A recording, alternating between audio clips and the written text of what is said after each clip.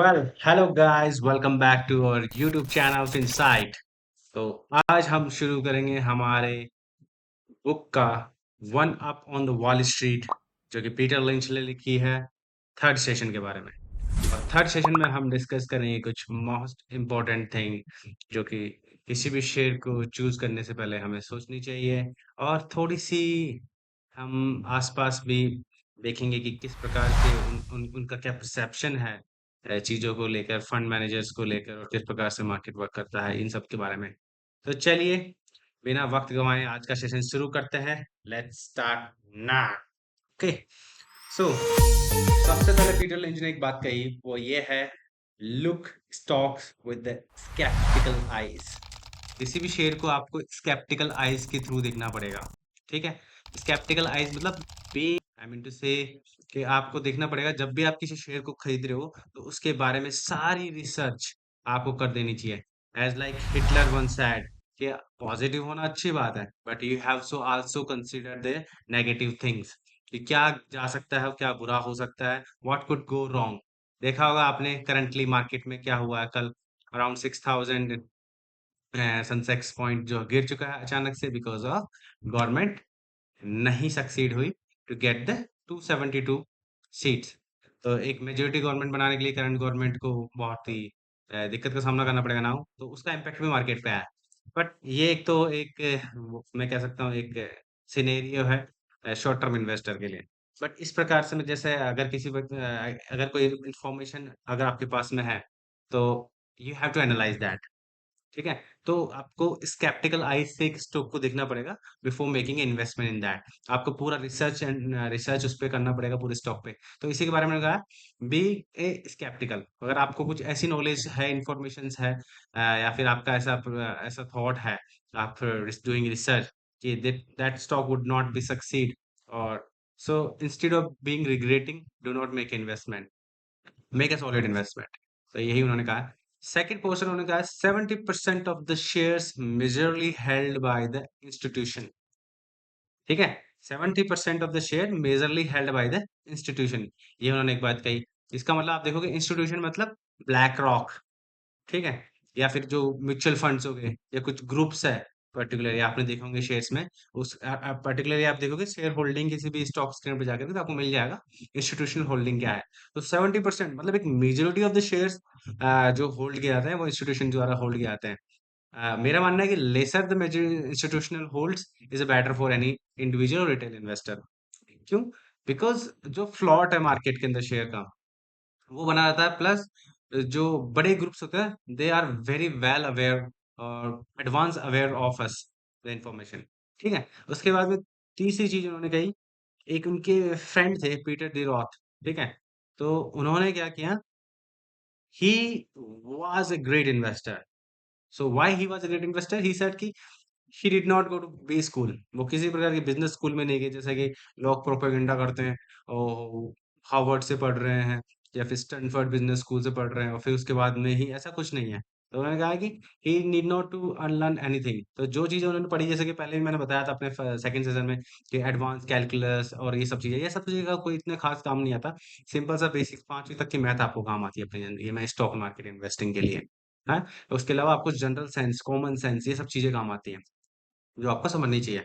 ठीक है। इस प्रकार जिस प्रकार से हम किसी को पैसा दे रहे हैं अपना, साहूकारी में देखते हो, इंडिया में पैसा देते हैं, तो कितना क्या कैसा चीजें आप देखते हो, वही सब चीजें आपको कॉमन सेंस नॉर्मल सा चीज लगाना पड़ता है। ठीक है, कि आपका रिकवरी हो पाएगा नहीं पाएगा। तो ये चीज हो गई। उसके बाद में इन्होंने क्या चीज कही, क्या कही, कि हम सब जो लोग हैं, ठीक है, मैं, आप, ये सारे रिटेल इन्वेस्टर्स, ये सब लोग एक ही इकोनॉमिस्ट को फॉलो करते हैं मोस्टली। सेम से इकोनॉमिस्ट, एक नहीं तो बोलते, सेम से इकोनॉमिस्ट होते हैं। सेम से ही न्यूज़पेपर हम सब पढ़ते हैं, इकोनॉमिक टाइम्स, द हिंदू, और भी कुछ न्यूज़ चैनल या डिजिटल न्यूज़ चैनल हम पढ़ सकते हैं। और सेम से एनालिसिस्ट को हम फॉलो करते हैं, चैनल्स को फॉलो करते हैं, जैसे जी बिजनेस एंड ऑल। उसके बावजूद सम पीपल डू ग्रेट और सम पीपल डजंट। कुछ लोग बहुत अच्छा कमाते हैं, कुछ लोग बहुत अच्छा मार्केट में इन्वेस्ट करते हैं, कुछ लोग नहीं करते हैं। तो ऐसा क्यों है? ऐसा क्यों है बताओ आप? जैसे इन्होंने एक थॉट रहा कि जो म्यूचुअल फंड मैनेजर्स हैं या पेंशन फंड मैनेजर्स हैं, बिकॉज़ इनका भी काम यूजुअली फंड्स के अंदर जो पैसा आता है उसको इन्वेस्ट करना ही है, ईदर इन डायरेक्ट स्टॉक और इक्विटी स्टॉक, तो दोनों में से किसी प्रकार के स्टॉक्स में या फिर कोई डिफरेंट टाइप ऑफ स्टॉक्स में ये लोग करते हैं। तो बहुत सारे फंड मैनेजर्स होते हैं, अलग अलग टाइप के फंड मैनेजर होते हैं। तो ये सब लोग आप देखोगे कि दीज पीपल वुड इन्वेस्ट, ठीक है, ये फंड मैनेजर इन्वेस्ट करेंगे in those companies which are established, मतलब जिनका लॉन्ग टर्म स्टेब्लिशमेंट हो चुका कंपनी का। कंपनीज लाइक माइक्रोसॉफ्ट, एप्पल, इन कंपनीज पे लो प्रॉफिट के लिए लोग इन्वेस्ट करेंगे उन अपने फंड्स को, rather than investing in the small company or the new company for the higher profit। समझ रहे हो? अच्छा, क्यों करते हैं ये मैनेजर्स? तो उन्होंने कहा कि यार, nobody wants to be look fool. किसी को भी ना मार्केट में फूल नहीं लगना। इतने बड़े बड़े फंड मैनेजर्स होते हैं, पीटर लिंच जैसे बहुत सारे फंड मैनेजर्स हैं। अगर वो सब लोग अगर ऐसे कंपनी में इन्वेस्ट कर देते हैं जो नहीं है, और अभी जहाँ बड़ा ट्रैक रिकॉर्ड नहीं है उसका, और फिर उसके बाद में लॉस हो जाता है, तो everybody will look them as a fool. But market का तो मतलब ही है risk and return trade off, आपको अगर पता हो तो, कि जितना अच्छा रिस्क, जितना higher the risk higher the gain. But इस प्रकार की फिर भी चीजें नहीं करती ये सब लोग फंड मैनेजर्स। तो that is why he said that don't be a Wall Street oxymorons. Oxymorons means पढ़े लिखे बेवकूफ आदमी, जिसको इन्होंने कहा एक तरीके से, ठीक है। तो ये कहते हैं कि फिर पेंशन फंड मैनेजर्स आप देखोगे ना, most of the pension fund managers are not able to beat the market average. इन्होंने ये most of the fund managers are not able to beat the market average. और उसके बाद इन्होंने एक और चीज की है कि एक जो साइज होता है किसी पोर्टफोलियो का, ठीक है, एक पोर्टफोलियो $1 बिलियन का, एक पोर्टफोलियो $100 मिलियन का। तो उसका साइज की वजह से कुछ डिसएडवांटेज होता है, that it's very hard for 1 billion portfolio to outnumber the 100 million portfolio, right. उसके पीछे एक तो ये चीज प्रॉब्लम बताई, तो क्योंकि ये तो इन्होंने खुद ने फेस किया है। 20 मिलियन से 9 बिलियन का पोर्टफोलियो बनाया, तो उनका पोर्टफोलियो 9 बिलियन का आज, और कंपनीज का पोर्टफोलियो सिर्फ 500 मिलियन का है। तो ये तो एक प्रॉब्लम थी, एक चैलेंजेस था, इन्होंने खुद ने फेस किया है। ठीक है, आप समझ रहे हैं मैं क्या कह रहा हूँ? तो इसके बाद में इन्होंने क्या कि गोइंग इट अलोन, एक और इन्होंने कॉन्सेप्ट इंट्रोड्यूस किया, going it alone. It means don't be act like a institutional. आप बहुत सारे लोगों को मैंने देखा है कि शेयर मार्केट में जाते हुए इंस्टीट्यूशन इन्वेस्टर को देखते हैं, वो कहाँ खरीद रहे हैं, कहाँ बेच रहे हैं, सब कुछ कर रहे हैं। एक एक आइडिया आपको भले इस चीज से मिल जाता है। तो देखा आपने ये क्या कहा इन्होंने, कि जैसे अगर आप इंस्टीट्यूशनल इन्वेस्टर की तरह बिहेव करोगे, तो you should act like them, you should perform like them. They make a good amount of money. Can you do that same? Because you have a lack of funds, so you cannot act like that. Because बहुत सारी चीजें होती है portfolio के अंदर देखने की। जितना बड़ा अमाउंट उतना ही आसानी से आप इन्वेस्टिंग कर सकते हो, और डाइवर्सिफिकेशन भी कर सकते हो। 1 लाख रुपए लगा करके आप कितना डाइवर्स कर लोगे, कितना कमा लोगे? डाइवर्सिटी इज गुड, बट मेरा पर्सनली बिलीफ ये है कि diversity doesn't work when you don't have a much और सफिशिएंट अमाउंट टू बैकअप।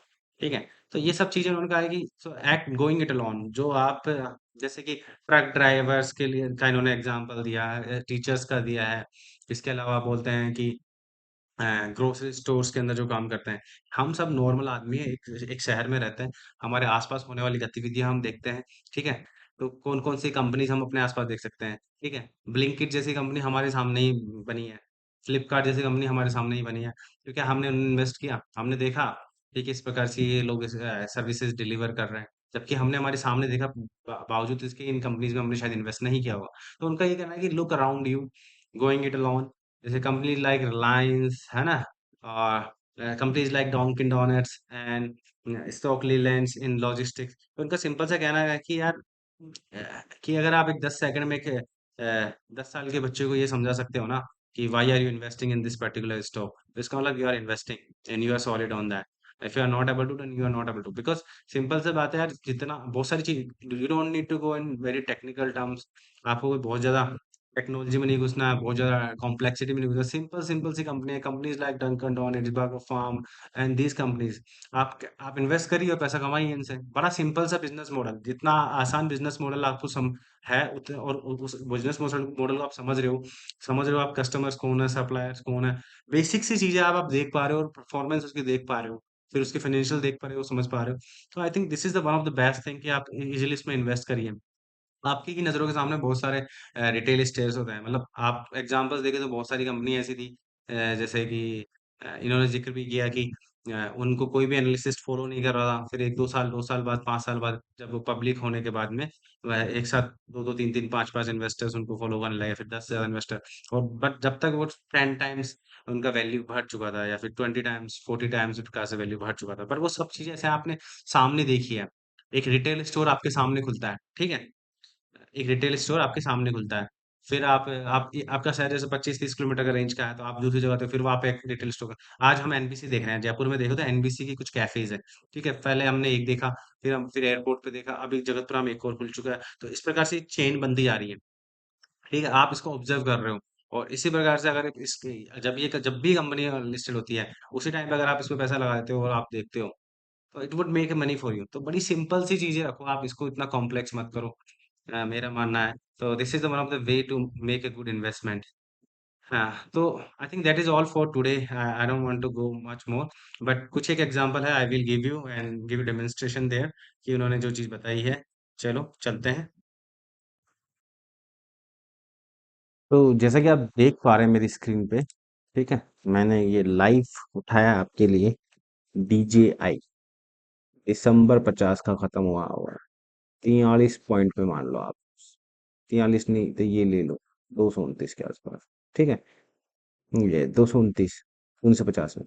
तो इससे पहले देखो आप, 1934, कितना, 43, 229, ट्रिपल से भी ज्यादा हुआ है ये, ट्रिपल से भी ज्यादा है,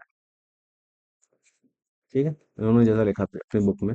उसके बाद में देखो 229 पे, आप 50 से लेके 60 के बीच में, 60 देखो, 728, more than 2 times, more than 2 times, ठीक है। क्लब करीब 60 इंक्रीज है ये, बेस पे इंक्रीज, ठीक है। तो यही बात इन्होंने कही है यहाँ पे। तो देख रहे हो मेरी स्क्रीन को, चलो। So this is how he explained it कि 1950 से 1960 तक ये डबल हो गया, और उससे पहले जो था इंडेक्स ये ट्रिपल हुआ, ठीक है। और उसके बाद में 1900 से में इट वाज अ हाईएस्ट